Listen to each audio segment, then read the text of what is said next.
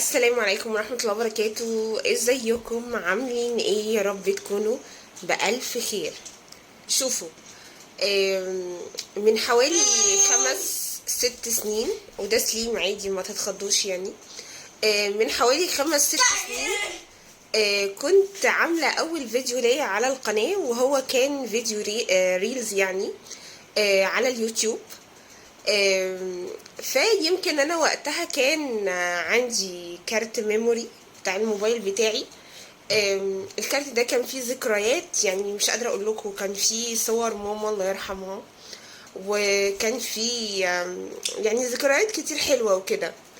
المهم انه الكارت معايا كان كل لما باجي احطه في الموبايل بيتكتب لي ان هو تالف يعني.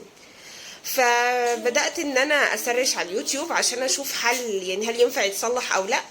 فوقتها كل الفيديوهات اللي كانت بتطلع لي في الاقتراحات ان هو ما ينفعش يتصلح.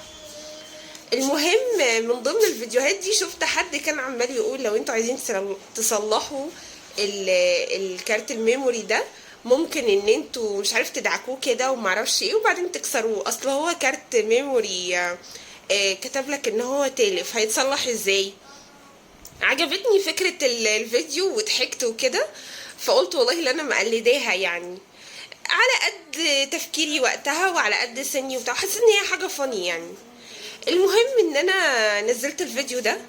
فحاليا بعد حوالي 6 أو 7 سنين الفيديو ده بقى 24,000 مشاهدة، وفي كمية كومنتات ولايكات كتير. ليه انا بقول الكلام ده؟ لانه في ناس كتير لقيتها في الكومنتات، وانا عادة يعني ما بحبش امسح اي حاجة، يعني مش عشان والله ان هو جايب المشاهدات دي، هو مش مكمل دقيقة تقريبا او هو دقيقة، فاللي هو مش هيجيب لي حاجة يعني.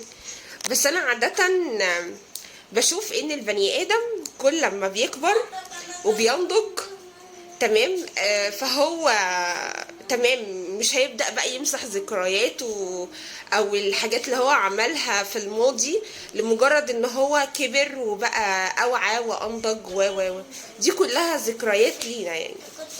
ف يعني مش عارفه، انا بعدتي ما بحبش امسح اي حاجه من الماضي سواء كانت حلوه او كانت وحشه. انا وقتها كان ده تفكيري، وكان دي طريقتي، وكانت دي دماغي. فبالتالي انا مش همحي اي حاجه في الماضي لمجرد ان انا ممكن اتكسف منها في المستقبل.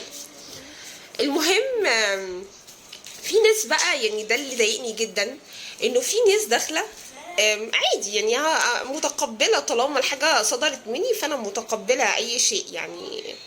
بس بقى الناس السخيفه اللي مثلا في حد معرفش جنسيته ايه داخل يقول ما انتي مصريه، هننتظر ايه من المصريين؟ ان هم يعني ما بيصونوش النعمه او كده. حد تاني مثلا داخل بيقول في ناس بتشتم، يعني بتقول شتايم مش فاهمة ايه ده يعني. فده ان دل فيدل على يعني البيئة اللي انت طالع منها، يعني ان انتوا اكيد بتشتموا في بعض وده مستوى اخلاقكم المتدني. في مثلا ناس بتقعد تقولي انتي تافهة انتي بتاع، وفي ناس جميلة بتقولي مثلا دمك خفيف والله ومش عارفة ايه وحاجات كده، واللي هو والله هو ده الحل، والكومنتات بتبقى لطيفة. انا ما ردتش على ولا اي حد من الكومنتات دي، ومش هرد ومش همسح الفيديو. ويا رب يا رب الناس اللي هي شتمة وقايلة كلام سخيف يوصلها بقى الفيديو ده وتشوفوا.